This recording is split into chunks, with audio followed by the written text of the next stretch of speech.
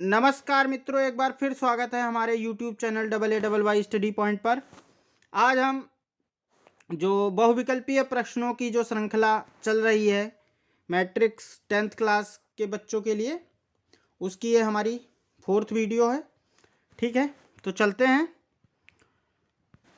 जो विद्युत धारा और चुंबकीय प्रभाव जो है उसके प्रश्न करेंगे हम। Magnetic effect of current, electric current. तो चलते हैं। ये आपका पहला प्रश्न है। लघुपथन, जिसको हम शॉर्ट सर्किट बोलते हैं, जो लघुपथन है उसके समय परिपथ में विद्युत धारा का मान जो है वो क्या हो जाता है? वो एकदम बढ़ जाता है। विद्युत धारा का मान बढ़ जाता है। ठीक है, सही ऑप्शन आपका सी है। विद्युत जनित्र का सिद्धांत है। विद्युत जनित्र जो है वो किस सिद्धांत पर है, काम करता है? तो फैराडे ने दिया था हमें विद्युत चुंबकीय प्रेरण, तो उसी पे ये काम करता है। तो इसका जो सिद्धांत है वो विद्युत चुंबकीय प्रेरण है। अगला प्रश्न है, विद्युत चुंबकीय प्रेरण की खोज किसने की थी? तो माइकल फैराडे ने। अगला प्रश्न हम देखते हैं, डायनामो में से किस प्रकार की धारा प्राप्त होती है?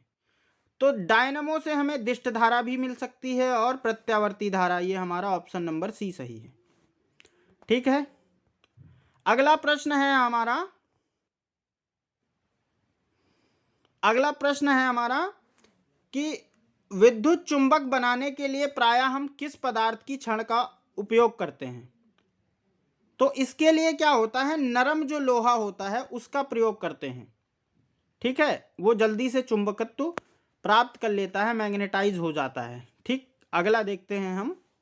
किसी विद्युत धारावाही सीधी परिनालिका के भीतर चुंबकीय क्षेत्र क्या होता है?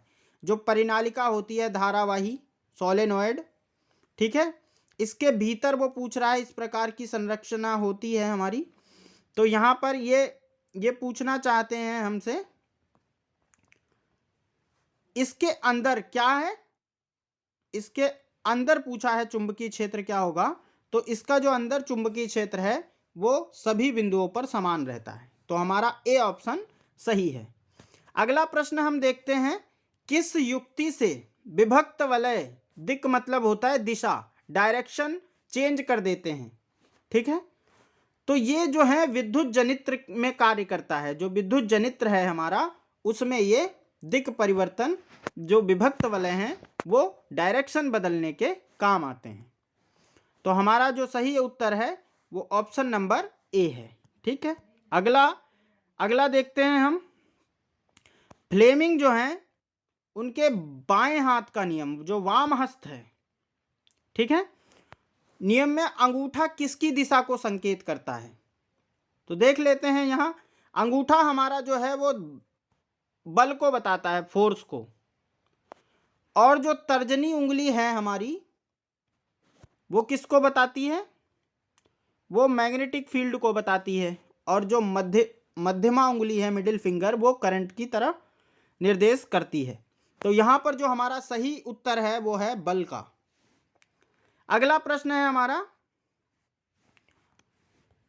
विद्युत फ्यूज, जो घरों में हमारे उपकरणों की सुरक्षा के लिए लगाया जाता है फ्यूज, विद्युत फ्यूज जो है विद्युत धारा के किस प्रभाव पर कार्य करता है? तो वो ऊष्मीय प्रभाव पर कार्य करता है। विद्युत धारा में जो हम फ्यूज वायर का यूज करते हैं, फ्यूज तार का उपयोग करते हैं, उसका कम गलनांक होता है और हाई रेजिस्टेंस होता है। ठीक है, तो जब अधिक मतलब जो करंट की मात्रा ज़्यादा आ जाती है तो वो फ्यूज तार क्या होता है,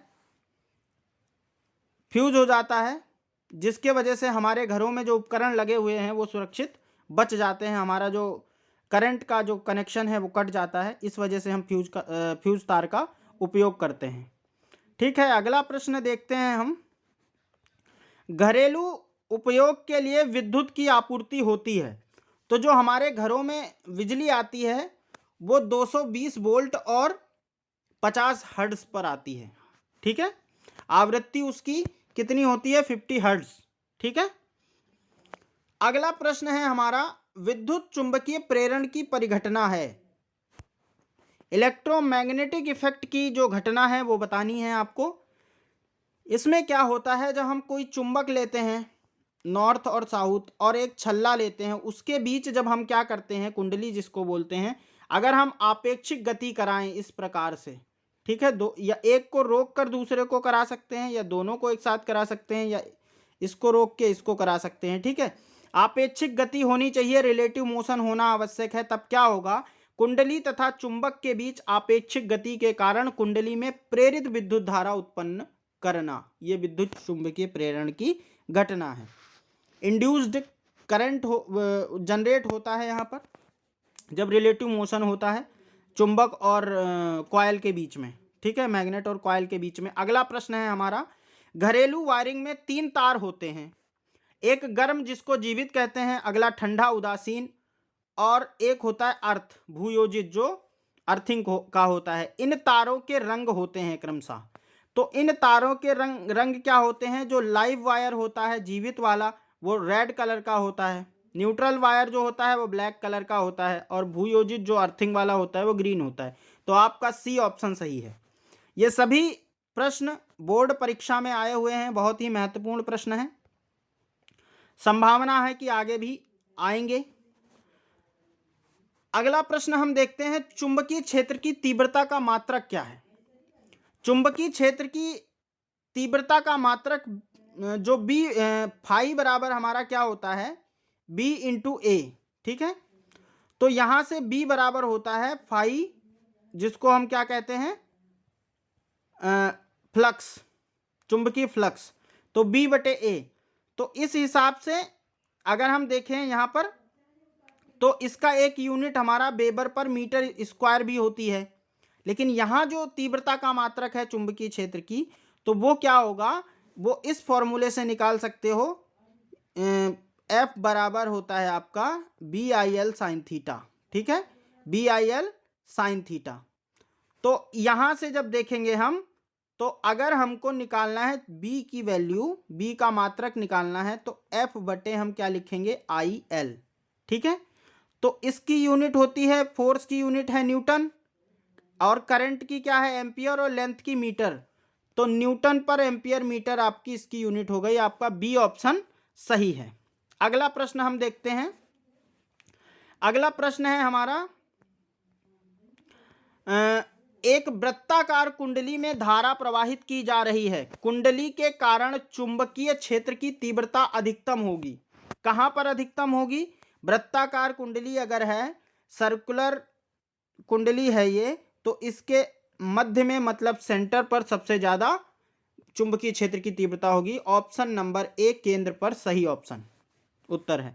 अगला प्रश्न है आपका, एक गतिमान आवेशित कण उत्पन्न करता है, एक गतिमान आवेशित कण उत्पन्न करता है। तो आवेशित कण अगर गतिमान होगा तो वो विद्युत क्षेत्र और मैग्नेटिक क्षेत्र, मैग्नेटिक और इलेक्ट्रिक दोनों फील्ड जनरेट करेगा, विद्युत क्षेत्र और चुंबकीय क्षेत्र दोनों उत्पन्न करेगा, इसलिए इसका सही जवाब है चुंबकीय व विद्युत दोनों। अगला प्रश्न हम देखते हैं। अगला प्रश्न हमारा है, चुंबक जो चुंबकीय फ्लक्स है उसका मात्रक क्या है। अभी हमने पीछे डिस्कस किया था, चुंबकीय फ्लक्स का मात्रक क्या होगा, इस फॉर्मूले से हम निकाल सकते हैं, फाई बराबर होता है आपका बी इंटू ए, ठीक है। तो बी इक्वल टू आपका हो गया फाई बटे ए। तो फाई क्या है, फ्लक्स का मात्रक होता है वेबर, और ये अनुप्रस्थ काट है, इसका क्षेत्रफल का यूनिट होती है मीटर स्क्वायर।